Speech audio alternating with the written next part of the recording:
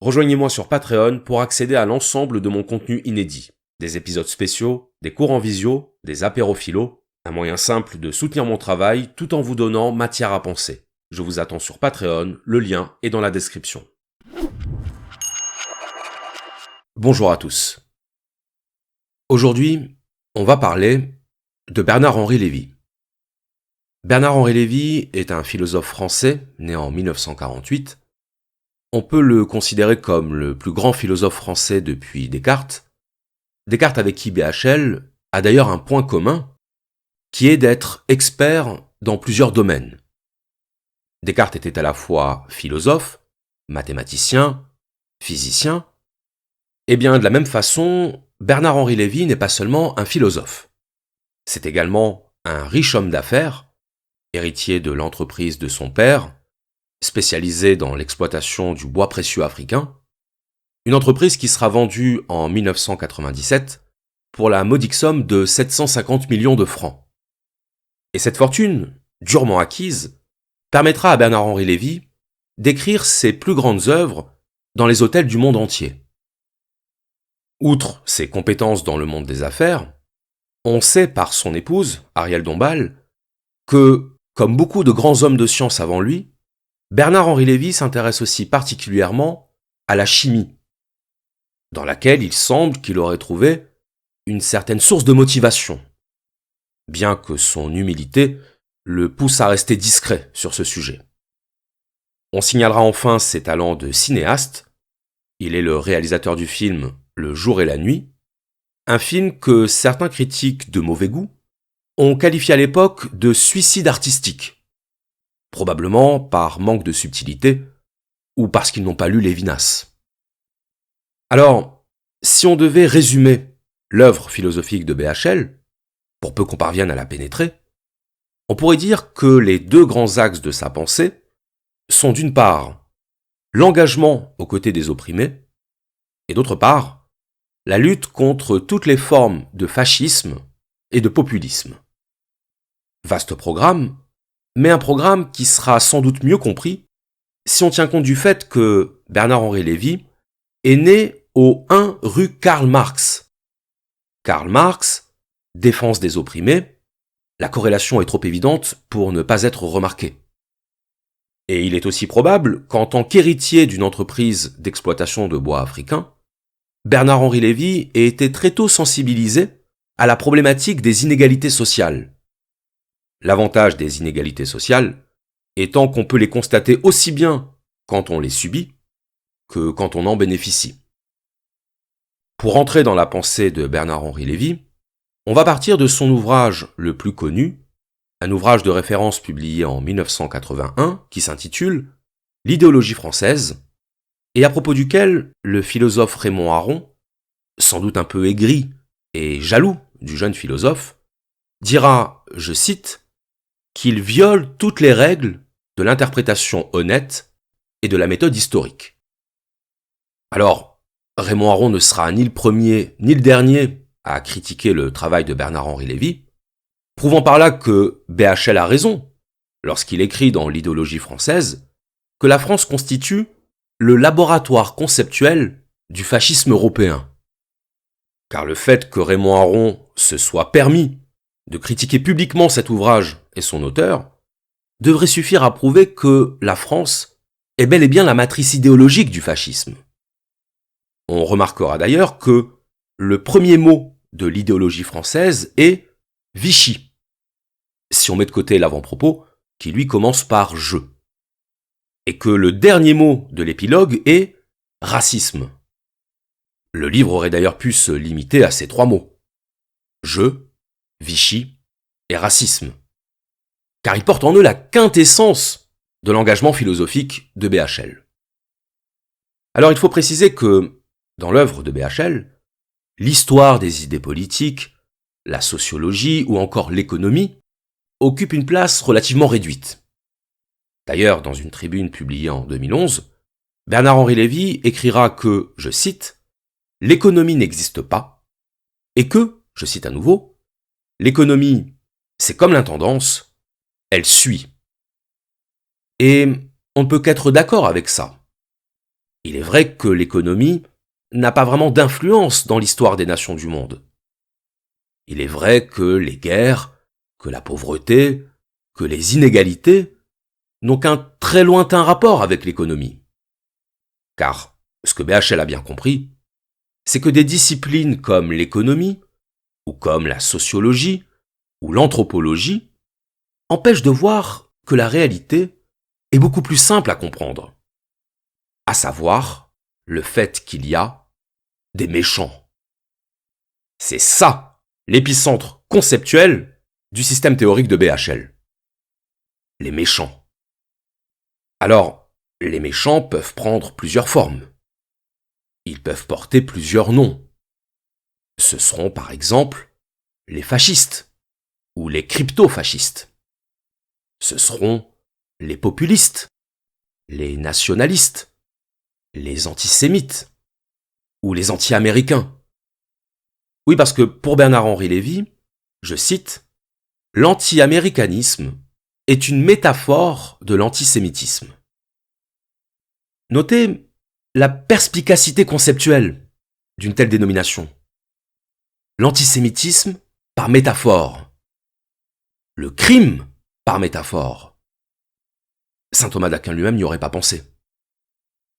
Donc, ce que Bernard-Henri Lévy a bien compris, c'est que dès lors qu'on se penche sur un phénomène, et a fortiori sur un phénomène politique, toute tentative d'en faire la généalogie historique ou d'en faire l'analyse économique représente déjà un premier pas vers la complicité.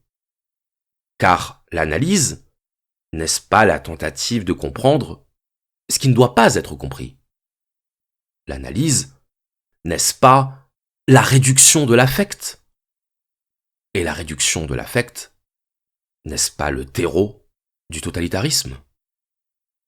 C'est en tout cas l'hypothèse que soutiendra BHL dans son livre « La barbarie à visage humain », paru en 1977, dans lequel il écrit, je cite, « Chacun sait aujourd'hui que le rationalisme a été un des trous d'aiguille par quoi s'est faufilée la tentative totalitaire. Le fascisme n'est pas issu de l'obscurantisme, mais de la lumière. » Fin de citation. Tout est dit. Et à ceux qui diront que Bernard-Henri Lévy critique le rationalisme tout en se réclamant de la philosophie des Lumières, et y verront ce que des esprits malveillants appelleront une incohérence, entendons-nous bien. Il ne s'agit pas d'une incohérence. Il s'agit d'une distinction. D'une distinction absolument cruciale pour qui veut comprendre les fondements de la pensée BHLienne. La distinction entre le bon rationalisme et le mauvais rationalisme. Le bon rationalisme, c'est le rationalisme de la liberté et du progrès. C'est le rationalisme de Voltaire et de Bernard Kouchner. C'est le rationalisme sur la base duquel s'établit ce qu'on appelle le droit d'ingérence, qui pourra à l'occasion devenir devoir d'ingérence. Pour ceux qui ne seraient pas familiers avec ce concept, le droit d'ingérence, ça désigne, dans le droit international, la possibilité pour un État d'intervenir militairement dans un autre si ce dernier enfreint les droits de l'homme. Et la définition juridique de ce concept prévoit que l'ingérence est motivée par une obligation morale. L'obligation morale de faire régner les droits de l'homme, y compris par le recours aux armes. Ça, c'est le bon rationalisme. Le rationalisme de la liberté qui doit s'imposer. Il est vrai que, dans les faits, ce sont par définition les États militairement puissants qui ont la possibilité d'intervenir dans les autres. Et qu'historiquement, on a rarement vu un pays du tiers-monde s'ingérer dans les affaires politiques d'une grande puissance occidentale. Mais après tout, on n'a jamais vu non plus qu'un enfant fasse la leçon à ses parents. Pour BHL, il est normal que les pays les plus développés indiquent aux pays qui le sont moins la voie du progrès. Quoi de plus humaniste? Alors évidemment, certains diront que l'ingérence occidentale a surtout permis d'installer le chaos dans les pays dans les pays libérés. l'Irak, la Libye, la Syrie, pour ne citer que ces quelques exemples. Mais enfin, on ne fait pas d'omelette sans casser des œufs. C'est ce qui fait que, lorsque ce reproche fut adressé à BHL, ce reproche de se dire du côté des droits de l'homme, tout en validant des opérations militaires ayant occasionné plusieurs milliers de morts, dont des civils, BHL répondra que c'est ça, être un démocrate conséquent. Un démocrate conséquent, ce n'est pas quelqu'un qui respecte le droit des peuples à l'autodétermination, et ce même si cette autodétermination ne nous plaît pas ou n'arrange pas nos affaires commerciales. Un démocrate conséquent, c'est un démocrate qui souhaite que le monde entier devienne démocrate. Parce que les démocrates, ce sont les gentils. Et que les non-démocrates, ce sont des méchants. C'est pourtant simple à comprendre. Un démocrate conséquent, un partisan des droits de l'homme conséquent, c'est un partisan des droits de l'homme qui n'hésite pas à franchir la barrière de l'autodétermination des peuples pour imposer ce qu'il estime être la clé de voûte du bonheur universel. Et c'est en cela que Bernard-Henri Lévy a parfaitement raison de se qualifier lui-même d'homme de gauche, puisqu'il s'inscrit finalement dans la droite ligne de l'idéal formulé par Jules Ferry devant l'Assemblée nationale en 1885, lorsqu'il proclamait « Les civilisations supérieures ont le droit et même le devoir d'éduquer les civilisations inférieures ». Et pour ceux qui estimeraient que ces propos seraient simplement les propos d'un homme du 19e siècle, et qu'au 19e siècle, tous les Européens pensaient ainsi, soyons clairs, ce n'est pas le cas.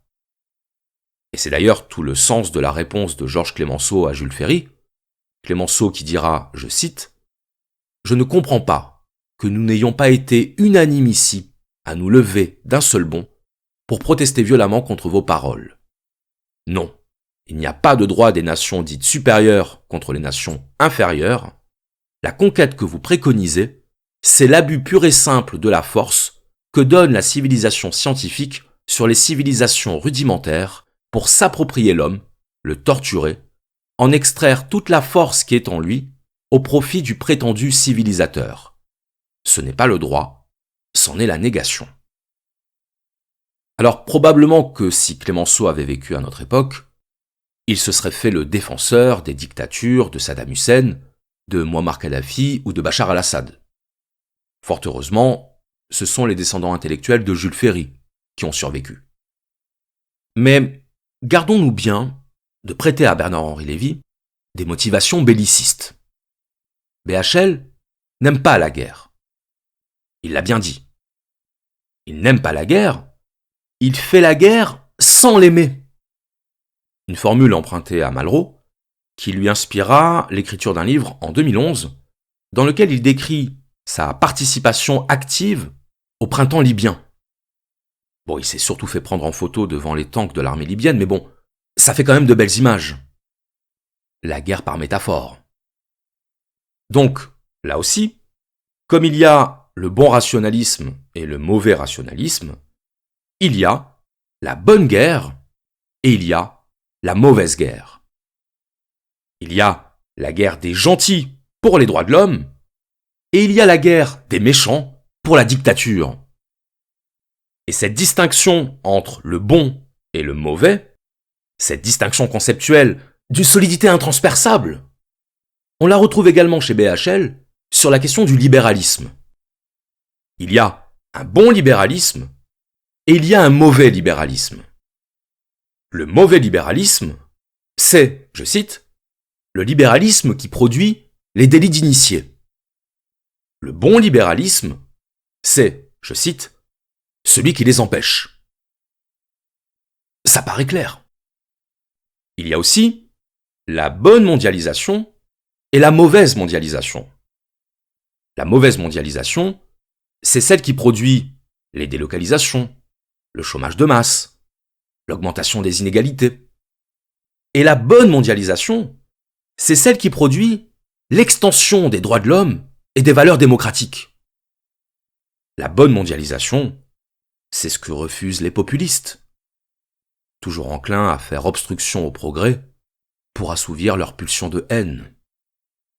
Et en parlant de populisme, Bernard-Henri Lévy a bien compris de quoi les Gilets jaunes étaient l'incarnation.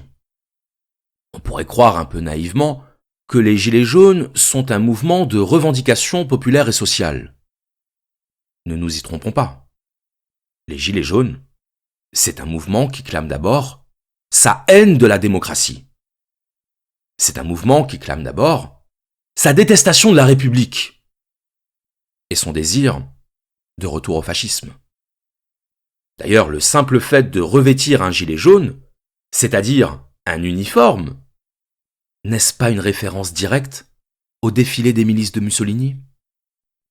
Bernard-Henri Lévy, lui, a bien cerné le cœur de la revendication des Gilets jaunes. Le cœur de leur revendication, ce n'est pas le pouvoir d'achat. Ce ne sont pas les taxes sur le carburant. Le cœur de la revendication des Gilets jaunes, c'est l'antisémitisme. C'est ça qui motive les mouvements populaires, les mouvements populistes. La haine. La haine de l'autre. La haine de celui qui réussit. La haine de l'argent. BHL combat la haine. Et ce qu'a compris Bernard-Henri Lévy, et ce en quoi il surpasse largement la sagesse d'un Socrate, c'est que, pour faire triompher une cause, un affect vaut 1000 concepts. Une accusation vaut 1000 argumentations. Pourquoi penser quand on peut émouvoir ? Pourquoi analyser quand on peut criminaliser ? Pourquoi viser la tête quand on peut viser les tripes ? Montaigne a commis l'erreur de vouloir comprendre l'autre. Il a commis l'erreur de vouloir se glisser dans la conscience du barbare parce qu'il considérait que nous sommes aveugles à notre propre barbarie, mais sensibles à la barbarie d'autrui. Montaigne disait qu'on pouvait comprendre les barbares dès lors que l'on comprend que la barbarie n'est que le nom donné à ce qu'on ne comprend pas. Quel imposteur ce Montaigne. Si Bernard-Henri Lévy est bien le dernier humaniste, c'est parce qu'il a compris qu'on ne prend pas part à l'histoire et au destin du monde en cherchant la vérité. On prend part à l'histoire et au destin du monde en accompagnant la force qui le gouverne. On prend part au destin du monde en dépassant la vérité, en s'asseyant avant elle à la table et en la fuyant du regard lorsqu'elle est en face de nous. BHL, ou celui qui a compris une vérité fondamentale, à savoir que la raison du truqueur est généralement la meilleure. Prions pour lui.